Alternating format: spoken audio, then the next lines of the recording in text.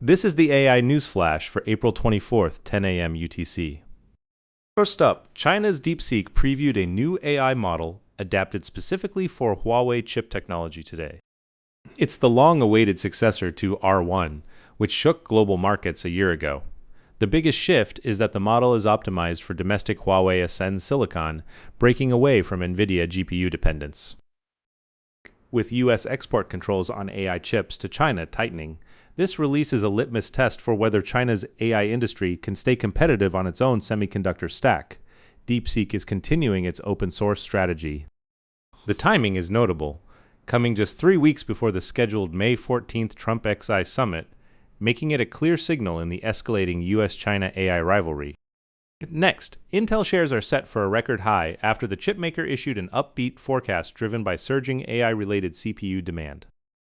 Morningstar called the first quarter a stellar performance, citing tailwinds from agentic AI. Server CPU demand for data center inference workloads is accelerating, adding a CPU growth story to the previously GPU-dominated AI infrastructure narrative. The CEO Lip-Bu Tan's turnaround strategy, launched after he took the role last year, is finally bearing fruit thanks to the AI wave. Competition with NVIDIA's Grace CPU and AMD's ePike in AI data center CPUs is heating up fast.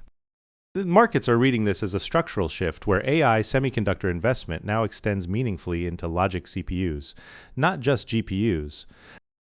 Third story, the Washington Post reported that Anthropic's unreleased model, Mythos, is spreading rapidly through U.S. government agencies as a shadow AI tool. Mythos has surfaced an unprecedented volume of zero-day vulnerabilities in major operating systems and browsers, so Anthropic held back public release. Access is limited to 40-plus vetted companies and government agencies. The NSA is using it, but CISA was left out.